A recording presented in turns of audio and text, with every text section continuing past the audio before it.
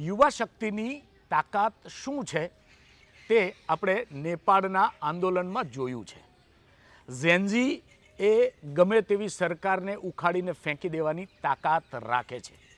કદાચ આ વખતે કોંગ્રેસ પાર્ટીને પણ એ ક્ષમતા દેખાઈ છે અને સ્થાનિક સ્વરાજ્યની ચૂંટણીઓમાં યુવાનોને પ્રભુત્વ અને એમાં પણ એજ્યુકેટેડ અને લોકોની વચ્ચે રહેનારા યુવાનોને પ્રાધાન્ય આપ્યું છે અને એની અસર ગ્રાઉન્ડ ઝીરો પર પણ દેખાઈ રહી છે। યુવાનોને આવકાર મળી રહ્યો છે, તેમના નવા વિચારોને આવકાર મળી રહ્યો છે। ત્યારે આ મુદ્દે આજે આપણે વાત કરવી છે યુવાનોને ચૂંટણીમાં આવકાર વિશે અને વાત કરવા આપણી સાથે ઉપસ્થિત છે યુથ કોંગ્રેસના પ્રમુખ પ્રવીણસિંહ વણોલ। પ્રવીણસિંહ, સ્વાગત છે આપનું ખેડૂત પોથીમાં। Thank you. પહેલાં તો તમારી પાસેથી એ જાણવું છે કે અત્યાર સુધીની ચૂંટણીઓમાં જે જૂના ચહેરાઓ હતા એમાં થોડોક ફેરફાર કરી અને કોંગ્રેસે બ્રોડ માઇન્ડ કરી અને યુવાનો અને એમાં ખાસ કરીને શિક્ષિત અને લોકોની વચ્ચે રહેનારા યુવાનોને પ્રાધાન્ય આપ્યું છે। શું કહેશો આ વિશે? ઘણા વર્ષોથી 2009થી હું કોંગ્રેસની વિદ્યાર્થી પાંખ NSCIથી સંકળાયેલો છું। NSCI યુથ કોંગ્રેસના માધ્યમથી પ્રદેશમાં કામ કરવાનો મોકો મળ્યો, સાથે જ અત્યારે પ્રદેશ પ્રમુખ તરીકેની જવાબદારી મળી છે। ત્યારે હું કહેવા માગીશ કે આટલા વર્ષોથી ઘણા બધા એવા અમારી સાથે જે લોકો મિત્રો કામ કરતા હતા, જે NSCIમાં કામ કર્યું, યુથ કોંગ્રેસમાં કામ કર્યું, એ અત્યારે ક્યાંક ને ક્યાંક કોંગ્રેસની કમાન પણ સંભાળી રહ્યા છે।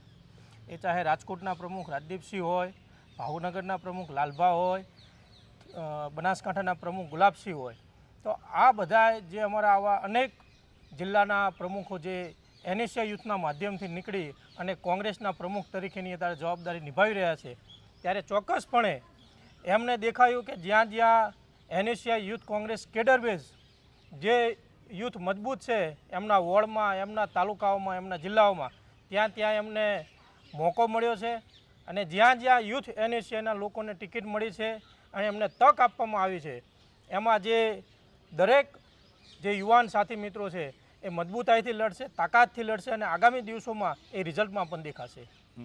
એવા નામો જે લેવા હોય, ઉભરતા નામો જે ગુજરાતના તાલુકા પંચાયત, જિલ્લા પંચાયત, નગરપાલિકા, મહાનગરપાલિકામાં કે જેઓને પ્રચાર દરમિયાન પણ તેમનો એક આગવો અંદાજ જોવા મળે છે, ખુલ્લીને પક્ષની વાત પ્રજાની વચ્ચે રાખે છે, એવા જો નામો તમારે ગણવા હોય તો કયા કયા લઈ શકાય? અમદાવાદમાં મહાનગરપાલિકા અત્યારે ઇલેક્શન છે, એની અંદર અમારા ઘણા બધા મિત્રોને ટિકિટ મળી છે। આપ જુઓ કે અમરાઈવાડીના ઇલેક્શન હોય એની અંદર અમારે ભાવેશ ગુર્જરને ટિકિટ મળી છે, વાઇસ પ્રેસિડેન્ટ છે, સાથે જ અમારા સંગઠનના મહામંત્રી ગૌરાંગ મકવાણાને ટિકિટ મળી છે, તિલક તિવારી જે NSCIનો પ્રમુખ હતો એને ટિકિટ મળી છે, સાથે જ આવા અનેક ચહેરાઓ જે છે, તમને બારડોલીની વાત કરું તો અમારી સાથે બેન જોડાયેલા છે, એ પોતે ડૉક્ટરેટ છે, એમને ટિકિટ મળી છે, એન્જિનિયરો છે, એડવોકેટ છે, આવા અનેક જગ્યાએ જે યુથ કેડર બેઝ લોકોને ટિકિટ મળી છે, એ ક્યાંક ને ક્યાંક તમને રોડ રસ્તા ઉપર અને એનો આગવો અલગ પ્રચાર માધ્યમથી તમને દેખાઈ આવશે કે આ યુથ NSCIની જે કેડર બેઝ જે યુવા ટીમ છે એ એના પ્રચાર અર્થે એ ઘરે ઘરે ફરી રહી છે, દરેક માણસને મળી રહી છે, એ ચાહે વિદ્યાર્થી હોય, યુવાન હોય, મહિલા હોય કે વડીલ હોય, દરેકના આશીર્વાદ લઈ અને આગામી દિવસોમાં સફળતાના શિખરો સર કરશે એવો મને સંપૂર્ણ વિશ્વાસ છે। એક મહત્ત્વનો પ્રશ્ન એ છે કે આ જે યુવાઓ છે લોકોની વચ્ચે જઈ રહ્યા છે, લોકોના પ્રશ્નોની વાત કરી રહ્યા છે, એવા કયા મહત્ત્વના મુદ્દાઓ છે જે આ યુવા ઉમેદવારો લોકોની વચ્ચે લઈને જઈ રહ્યા છે? એ તાલુકા લેવલે હોય, જિલ્લા લેવલે હોય, ખેડૂતોના પણ અનેક પ્રશ્નો છે, એ સિવાય યુવાનોના મુદ્દાઓ, ત્યાં રોજગારીના છે, ઘણા બધા આવા મુદ્દાઓ છે, તો આપના જે યુવા ઉમેદવારો છે એ કયા મુદ્દાઓ લઈને લોકોની વચ્ચે જાય છે?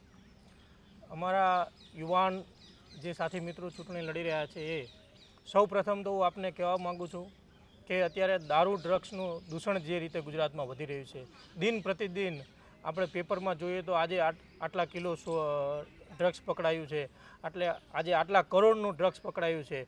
એ ડ્રગ્સનું દૂષણ જે દિન પ્રતિદિન કેમ્પસથી લઈ કોલેજ સુધી જે પ્રસરી રહ્યું છે એને અટકાવવા માટેનો અમારો એક મહત્ત્વનો મુદ્દો છે। સાથે જ આપણે જોઈએ છીએ કે બેરોજગારનો દર દિન પ્રતિદિન વધી રહ્યો છે, શિક્ષિત બેરોજગાર યુવાનો લાખોની સંખ્યામાં અત્યારે ફરી રહ્યા છે.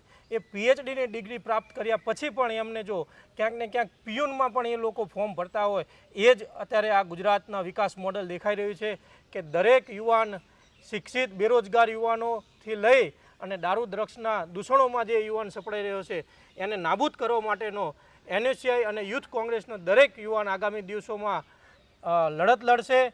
અને આ એક સેમિફાઇનલ ભાગરૂપે આ ચૂંટણી છે. સાથે જ આગામી દિવસોમાં અમારો મુખ્ય લક્ષ્યાંક જે છે એ 2027નો છે. અને 2027માં પણ અત્યારે જે યુવાનોને ટિકિટ મળી છે એ રિઝલ્ટ અમે લાવી અને કોંગ્રેસ પાર્ટી હાઈકમાન્ડને અમારી માગણી આગામી 2027ની ચૂંટણીમાં પણ યુવાનોને તક મળે એ દિશામાં અમારી કામગીરી રહેશે. અને જ્યાં જ્યાં જરૂર પડશે ત્યાં દરેક યુવાનના પ્રશ્નો હોય, મહિલાઓના પ્રશ્નો હોય, વિદ્યાર્થીઓના પ્રશ્નો હોય કે ચાહે ખેડૂતોના પ્રશ્નો હોય, એમાં યુથ કોંગ્રેસ લડત લડવા માટે સક્ષમ છે અને આગામી દિવસોમાં પણ આ લડત અમારી ચાલુ રહેશે. આજે યુવા, એક છેલ્લો પ્રશ્ન છે, આજે યુવાનો મેદાને ઉતર્યા છે તે સોશિયલ મીડિયાનો ભરપૂર ઉપયોગ કરે છે અને સોશિયલ મીડિયા થકી એવા મુદ્દાઓ લોકો સુધી મૂકે છે ને એને પ્રતિસાદ પણ મળી રહ્યો છે. સોશિયલ મીડિયાનો ઉપયોગ અને યુવા ઉમેદવારો કોંગ્રેસ પાર્ટીને કેટલી હદે મજબૂત કરી શકે? આજના આધુનિક યુગમાં સોશિયલ મીડિયા પણ એક પોલિટિક્સનો પાર્ટ થઈ ગયો છે. ત્યારે દરેક યુવાનને હું વિનંતી કરું છું કે તમે પણ તમારા સોશિયલ મીડિયાના પ્લેટફોર્મથી યુથને ક્યાંક ને ક્યાંક સપોર્ટ કરો અને યુથ કોંગ્રેસના માધ્યમ દ્વારા તમે પણ જોડાઓ. અને હું દરેક ગુજરાતના યુવાનોને પણ આહ્વાન કરું છું, આપણે પણ આ યુથને આગામી દિવસોમાં ચૂંટણીઓમાં જોડાવવું પડશે, ભાગ લેવો પડશે અને આપણા મુદ્દાઓને ઉઠાવવા પડશે અને લોકોને જાગૃત કરવા પડશે.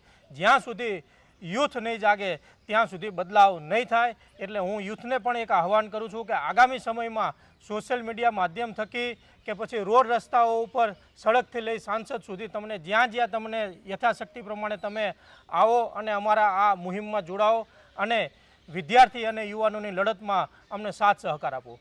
આભાર પ્રવીણસિંહ, ખેડૂત પોથી સાથે વાત કરવા બદલ. તો યુવાનોમાં એક તાકાત છે મોટા પરિવર્તનની અને આ યુવાનોની તાકાત હવે કોંગ્રેસ પાર્ટીએ પણ ઓળખી છે. એના માટે જ આ વખતે વધુને વધુ યુથને સ્થાનિક સ્વરાજની ચૂંટણીઓમાં મેદાને ઉતાર્યું છે.